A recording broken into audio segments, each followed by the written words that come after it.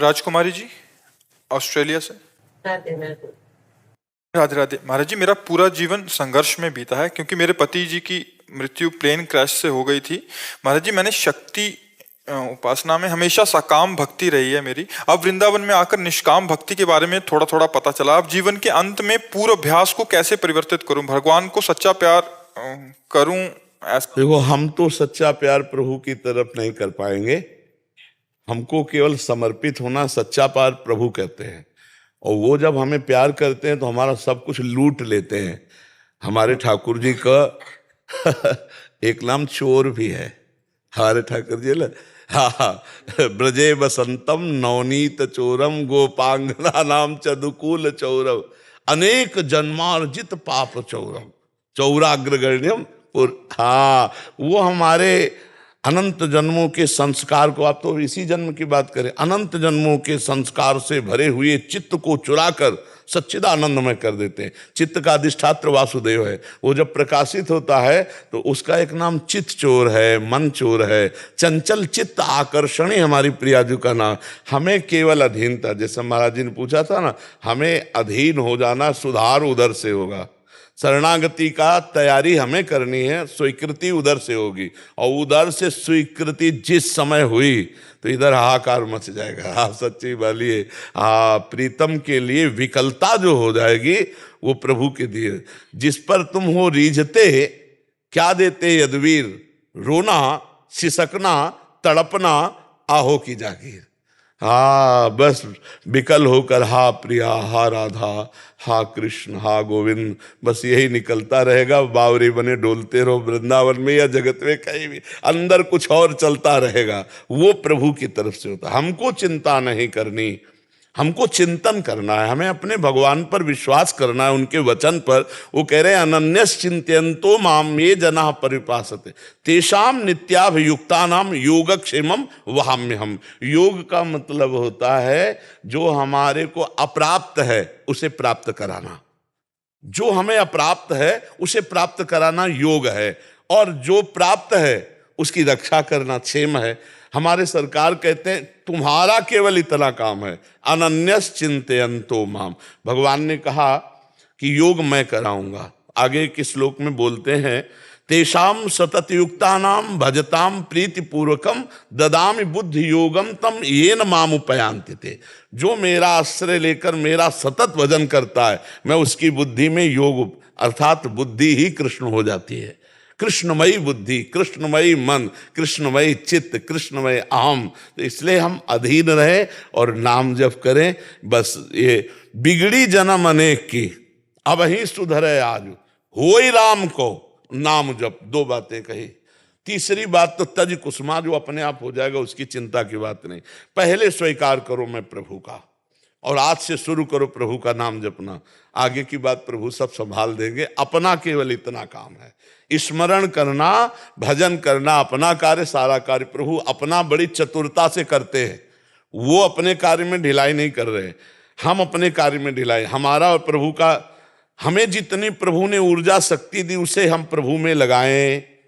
जो भी क्रियाएं कर रहे हैं, व्यापार नौकरी, सब भगवत भाव से करें, प्रभु की सेवा है, और नाम जप करें तो प्रभु चित्त को आकर्षित कर लेते हैं। जहां चित्त आकर्षित हुआ तो कैसी स्थिति होती है, बोले काम ही नारी प्यारी जिम। देखो चित्त गया ना, तो काम ही नारी प्यारी जिम, लोभी जिम प्रिय दाम, तिमि रघुनाथ निरंतर प्रिय लागो। जहां चित्त गया तो जैसे कामिनी का चिंतन कामी करता है, लोभी धन का चिंतन, ऐसे भगवत चिंतन स्वाभाविक होने लगता है। तो हम अधीनता और नाम जप दो पर रहें, आगे की बात भगवान संभाल लेंगे। नितिन गुप्ता जी, गाजियाबाद से।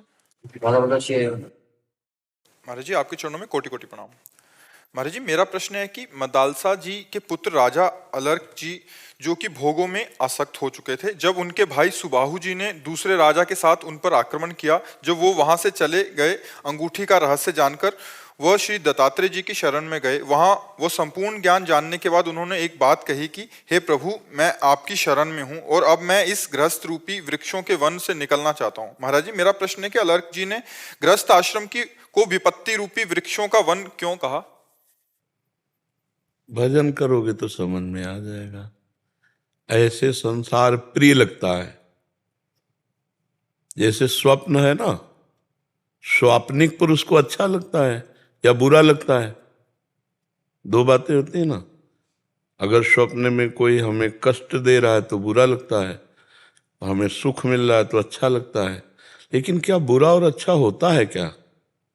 ये कब पता चला? जगने के बाद पता चला ना।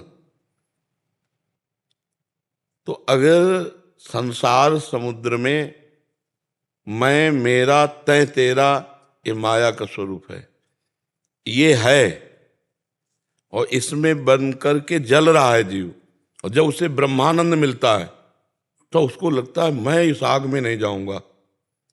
पर अभी ब्रह्मानंद मिला नहीं, भगवदानंद मिला नहीं, तो सब कुछ अच्छा लगता है? नहीं अच्छा लगता। तो हम लोग स्वाप्निक पुरुष हैं अगर अच्छा लगता है तो। एक दीर्घ स्वप्न है, सत्य नहीं है। जब ज्ञान में जगोगे तो ये सत्य नहीं है। जैसे स्वप्न से जगे तो जागृत अवस्था मायाकृत, वो स्वप्न आपको झूठा लगा, लेकिन जब स्वप्न में थे तो जागृत का भान नहीं था, दोनों झूठे। जागृत स्वप्न सुषुप्ति ये मायाकृत है, लेकिन चिदानंद आनंद जब प्राप्त होगा तो ये जगत का जागृत जो भ्रम है इस स्वप्न की तरह झूठा लगेगा। है दुखद स्वप्न, इसीलिए कह रहे हैं दुखद स्वप्न मुझे नहीं देखना। तुम्हें समझ में आ रहा है? उमा कहूं मैं अनुभव अपना, सत हरि भजन जगत सब सपना। तो इस सपने में उनको दुखद अनुभव हुआ, इसलिए कह रहे मैं इस दुख में, संसार में नहीं जाऊंगा। क्या दुख है? नाना प्रकार की कामनाएं, नाना प्रकार की भोग वासनाएं, किसी से राग किसी से द्वेष, ये सब दुख ही तो है। जिस समय कोई कामना नहीं, कोई राग द्वेष नहीं, उस समय जो जीव को आनंद प्राप्त होता है, सहज आनंद, कोई क्रिया से नहीं, सहज स्वरूप हमारा आनंदमय है, सहज सुख राशि, परमात्मा का अंश है ना, चेतन अमल सहज सुख राशि। हम अपने स्वरूप को भूल करके, शरीर को मैं मान करके और शरीर संबंधियों को अपना मानकर, कुछ पराया कुछ अपना, बस इसी राग द्वेष में जो जलन हो रही है, वो जलन जब ब्रह्मानंद से मिटी तब उनको लगा ना ना ना, प्रभु इस दोबारा संसार रूपी जलन में मुझे नहीं जाना। और वैसे भी इसमें कितने भयंकर दुख हैं, देख लो कितना इस संसार में कष्ट है। चाहत सबसे ज्यादा कष्ट है, और कोई हृदय ऐसा नहीं जिसमें चाहत ना हो। अब देखो ना, हम पढ़ करके ऐसे बन जाएं, फिर ऐसा ब्याह हो जाए, फिर ऐसे पुत्र हो जाए, फिर पुत्र के ऐसे पुत्र हो जाए, मर गए। चाहतों की कमी है देखो। और हृदय में आनंद तभी आता है जब चाहत रुक जाए। जाहि न चाहिए कबहु कछु, तुम सन सहज स्नेह, बसहु निरंतर तासुर, सो राउर निज गेह। हे भगवान, आपका वो हृदय घर है, निज घर, जिसके हृदय में चाह न हो। चाह मिटी, चिंता मिटी, मनुआ बेपरवाह, जिनको कछु न चाहिए वो शाहन के साथ।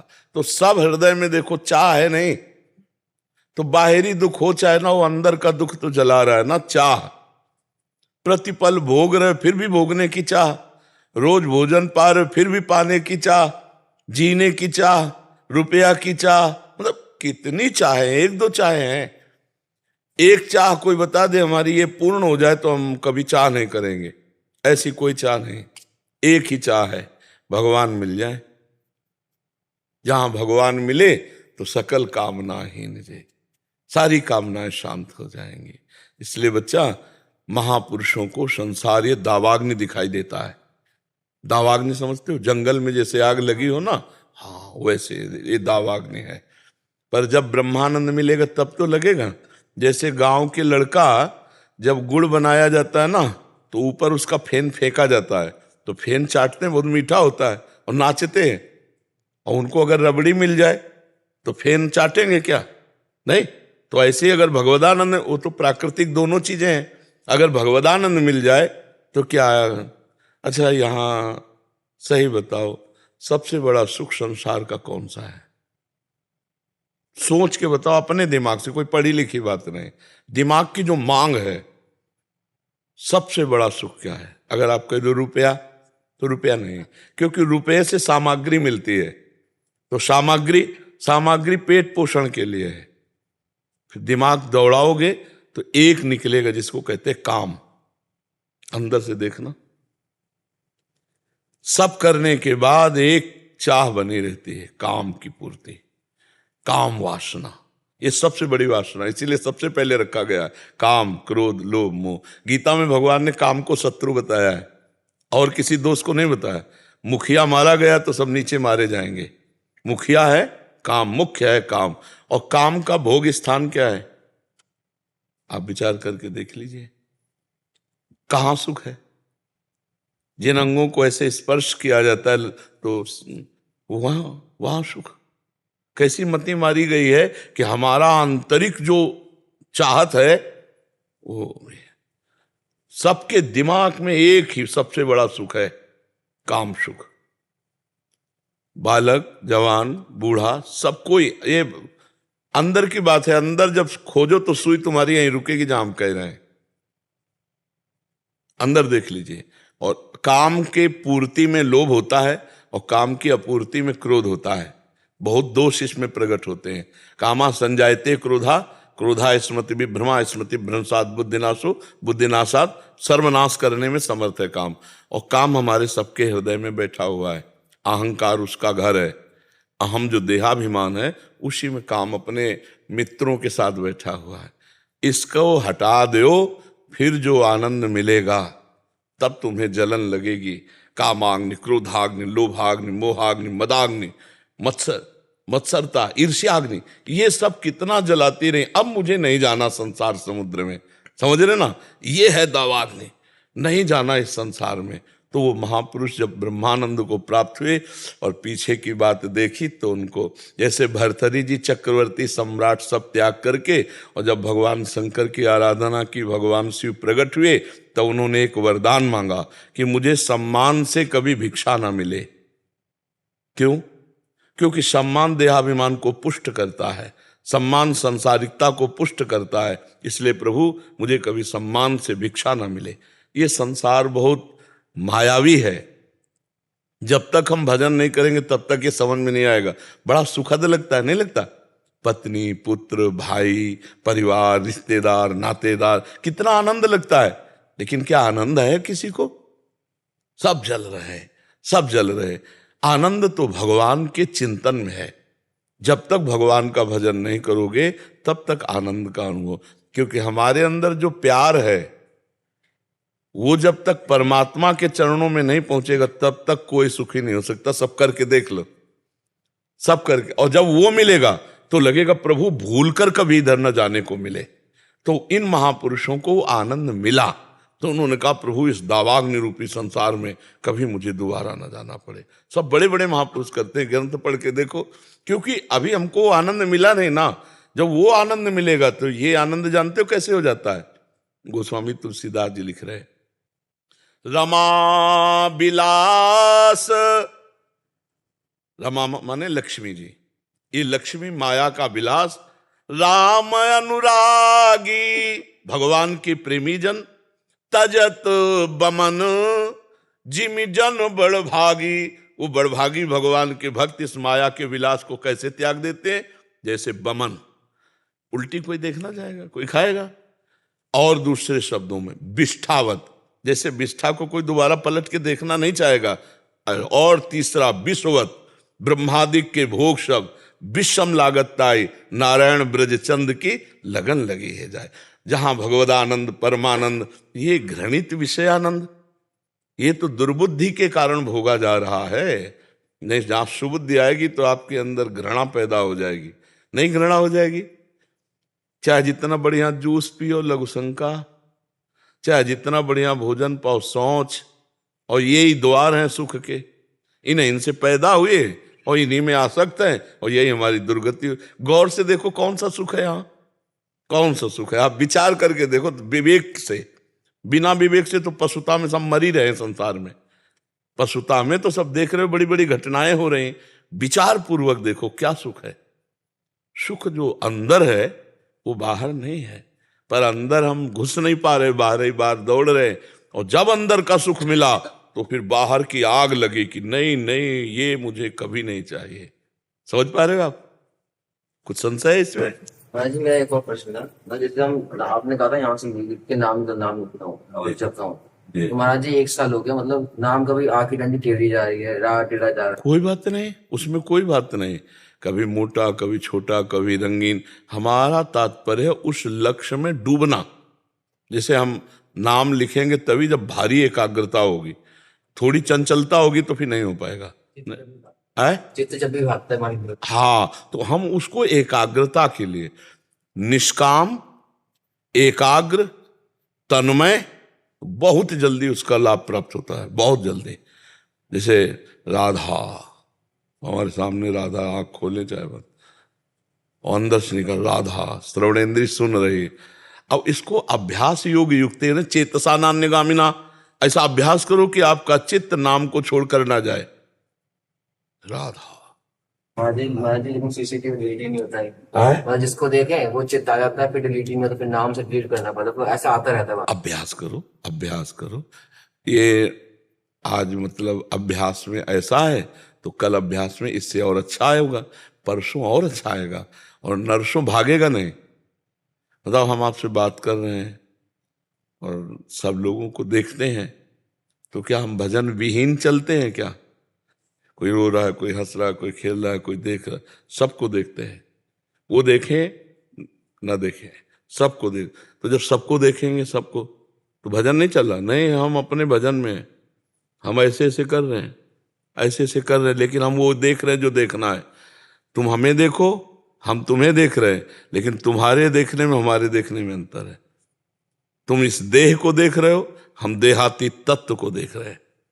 प्रभु प्रभु प्रभु, मेरे नाथ इतने रूपों में, इस रूप में। हम कभी कभी रोने का मन होता है, इतना मतलब जैसे कोई रो रहा है और जरा सा कुछ छेड़ दे, कोई दोहा, कोई ऐसा, बस एकदम, क्योंकि बस इतने रूपों, नवजात शिशु से लेके वयोवृद्ध, सब रूपों में भगवान मेरे दर्शन देते।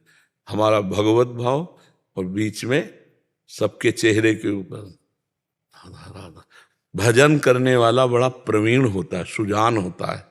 तो हमारा जब मन किसी चित्र में जाए, वो चित्र पहले नहीं था, वो चित्र बाद में नहीं रहेगा, तो बीच में उसकी सत्ता क्या है? हटाओ, 1 सेकंड में हटाओ, फिर लगो।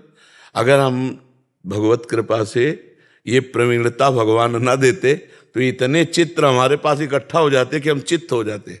नहीं तो ब्रह्म मुहूर्त के पहले जग करके ही इतने लोगों की चित्त हमारे देखने पड़ते हैं। चित्त तो हमारे चित्र में इतने चित्र जमा हो जाए कि हम चित्त हो जाएंगे, भजन ही नहीं हो पाएगा, ले हो जाए।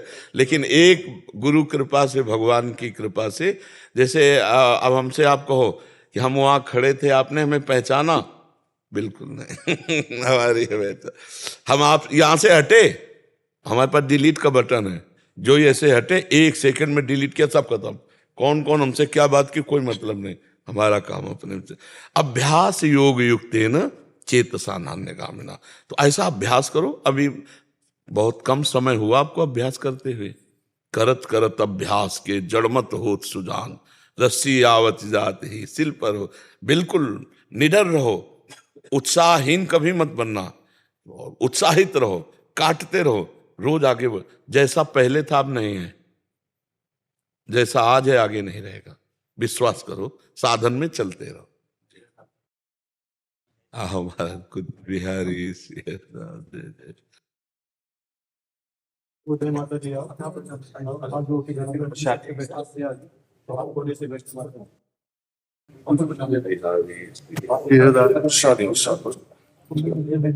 जय जय कृपानाथ।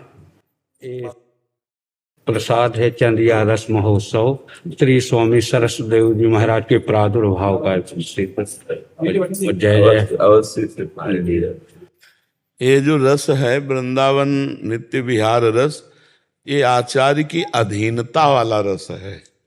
इसमें साधन बल काम नहीं करता, इसमें आचार्य के अधीन हुआ जाता है। तो जैसे स्वामी जी महाराज है ना, इस रस के दाता है। ना पाई है बिन स्वामी यह अकेली, विपिन बसत वैराग्य जुत ज्यों लरिकाई खेल। जैसे कोई बहुत तपस्वी, बैरागी, ज्ञानी, ध्यानी और स्वामी जी की शरण में नहीं है तो बिहारी बिहारी जी तक नहीं पहुंच सकता। मोक्ष, परम पद, सायुज्य मोक्ष ये सब मिल जाएगा, लेकिन बिहारी बिहारी जी तक तभी पहुंचेगा जब स्वामी जी की कृपा होगी। तो ऐसे अपने लोगों को आचार्य ठसक में रहना है। स्वामी जी के बल से हमें प्राप्त है, हमें स्वामी जी का बल प्राप्त है। श्यामाजू तक पहुंचने की सामर्थ्य प्यारोढ़ुम क्षमते न यच्छु सुकादि नाम तु यध्यानगम यन्नारदाजे सुकैर अगम्यम वृंदावने वंजुल मंजु कुंजे तत्कृष्ण चेतो हरणैक विज्ञ मत्रास्त किंचित परमम रहस्यम। परमम रहस्यामाजू परमम रहस्यम यन्नारदा, नारद जी, अज, ईश, शुक, सनकादि, जहां प्रवेश नहीं, वो श्यामाजू का स्वरूप जो लालजू के चित्त का अपहरण किए हुए हैं।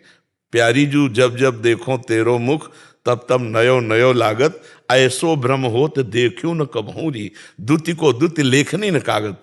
अब यह प्रेम की आसक्ति का कहा वर्णन करे, ऐसी जी होत जो जी सो जी मिले, तन सो तन समाई ले। तो देखो कहा हो प्यारी, तन से तन मिले तो नेत्र भी रही हो रहे, और नेत्र रूप रस का पान कर रहे तो तन भी रही हो रहा, और तन मन के बिछुरे नहीं, चाह बड़े दिन रैन, और कबों संजोग न मानही, देखें भरी भरी नयन, अरबरात मिलवे को निस दिल, और मिले है तो मनो अरे ये मतलब अपने घर की बात इसलिए आप कबो मिलेला, भगवत रसिक रसिक की बातें रसिक बिना को समझ सके ना। ये बिना रसिकाचार्य की कृपा के यह रस किसी साधन से नहीं आता।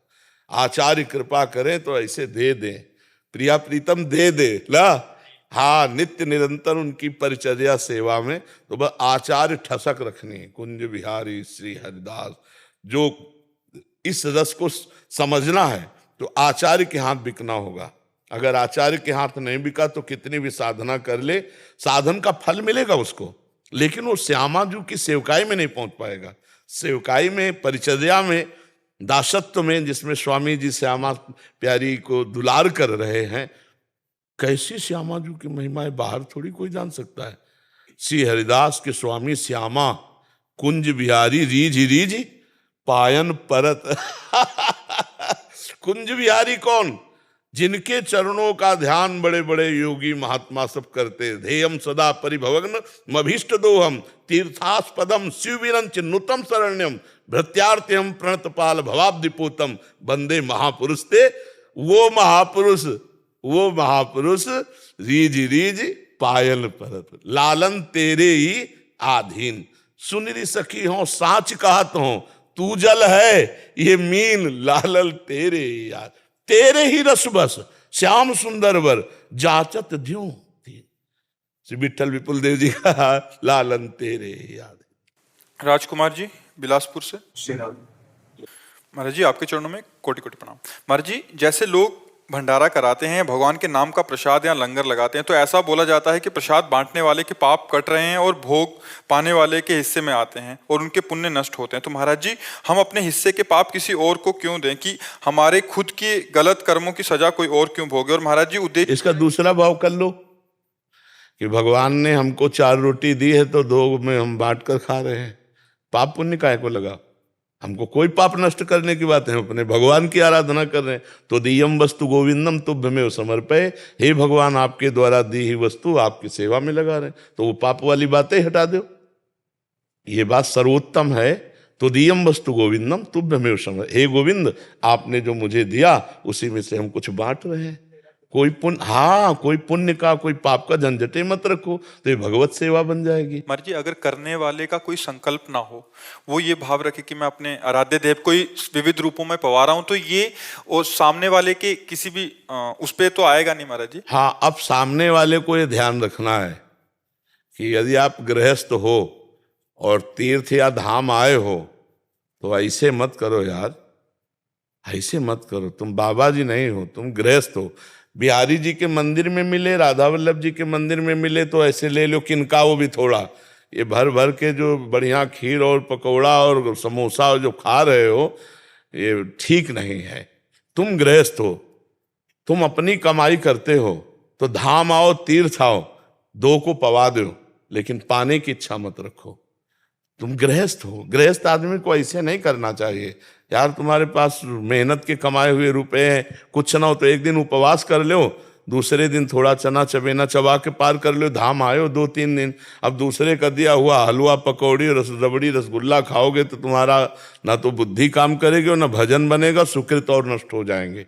ये बात समझ लो। इसीलिए हम कई बार सत्संग में प्राय रोका है कि मंदिर में आप प्रसाद ले सकते हो, ये जो बाहर सब दान पुण्य वाला भावनात्मक है ये तुम्हारे लिए हानिकारक होगा, नहीं लेना चाहिए। जैसे परिक्रमा आदि पे बट रहा है वो तो चलो हम ऐसे किया चल दिया महाराज जी, जैसे किसी आश्रम आदि या कहीं रुकते हैं तो वहां अगर पाते हैं तो उतना देना चाहिए, देना चाहिए। अगर आप होटल में जाओ तो पता चले कि ये भोजन हमें 100 रुपये का मिलेगा, तो हम कह रहे हैं ना 100 रुपये तुम दो तो 50 तो दे ही दो, वहां ठाकुर जी के चरणों में चढ़ा दो। फ्री पाके मत आओ। अगर गृहस्थ हो तो तीर्थ धाम जाओ, कहीं भी फ्री पानी भी मत पियो, अगर पानी भी पिया तो 2 रुपया वहां रख दो। ऐसे चलना चाहिए। गृहस्थी तप के अंतर्गत ही आ जाता है महाराज जी। बिल्कुल बिल्कुल, इसको बहुत सावधानी से, इसीलिए तीर्थयाटन जो है सब कोई नहीं लाभ ले पाता है। तीर्थों में जाकर नशा करना, तीर्थों में जाके होटल बुक करके व्यभिचार करना, तीर्थों में गंदे आचरण, भारी पाप कमा के आ रहे हो। दूसरे का खा लिया कि यार बच गए, 100 रुपया बच गया इनके भंडारे में, 100 तो तुमने 100 तो बहुत कम मेहनत में कमाए, लेकिन पुण्य जो बहुत मेहनत में कमाए वो दे दिए। तुम्हें पता नहीं है कि 100 नहीं हजारों का पुण्य नुकसान हो गया। बहुत सावधानी से तीर्थों में जाए। हम कह रहे हैं भगवान के धामों तीर्थों में जाए तो दूसरों का पाए मत, दूसरों की निंदा मत करे, कोई पाप मत करे। एक दिन भले उपवास करके रह जाए, इसके बाद चला जाए यहाँ से, यहाँ रह करके कोई पाप आचरण न करे भगवत धामों में। और गृहस्थी में है तो ऐसे करना बनता ही नहीं। ऐसे वो बांट रहा है, अगर ऐसे किया तो 50 रुपए उसकी जेब में डाल दो, हम मान गए तुम्हारी बात। इसमें फिर दूसरा सिद्धांत ये समझ आ रहा है कि जैसे पाप उसके नष्ट हो रहे हैं ये ले रहा है, ये एक सिद्धांत हो गया। इसमें ये समझ आ रहा है कि इसका जो तप है उसका जो पुण्य बना और उसको लाभ जा रहा है, इसके पुण्य नष्ट हो रहे हैं। इसमें हम गृहस्थ धर्म की एक मर्यादा भी है। हम और पाप पुण्य दोनों को छोड़ रहे हैं। गृहस्थ धर्म की, आप कमाते हो, आप तीर्थ आए हो, धाम आए हो, आप 2 का पेट भरना सीखो। अपने पेट को भरो मत किसी के दान पुण्य के वस्तु से। अपने तो जैसे बने वैसे खाओ पियो। अब जैसे धाम आए हो तो 100 रुपया के चना ले लिए, बंदरों को डाल दिए, कुछ दाना 10 रुपया के डाल दिए। हम जो पक्षी वृंदावन के खा, जैसे भूखे गली में इधर उधर बैठे रहते हैं अपंग, कोई कुछ 2-4 फल ले लिए, सेव एक बांट दिए, हो गया। गृहस्थी में हम कह रहे कुछ नहीं है ना। जब भगवान सुदामा जी के तंदुल पा सकते हैं तो तुम्हारी कुछ भी वस्तु, 2 फूल ले लिए बिहारी जी के चरणों में चढ़ा दी, लेकिन हम किसी का खाएंगे नहीं, हम किसी का दान पुण्य लेंगे नहीं। गृहस्थ आदमी ऐसे चलना चाहिए। विरक्त का है कि अब बाबा जी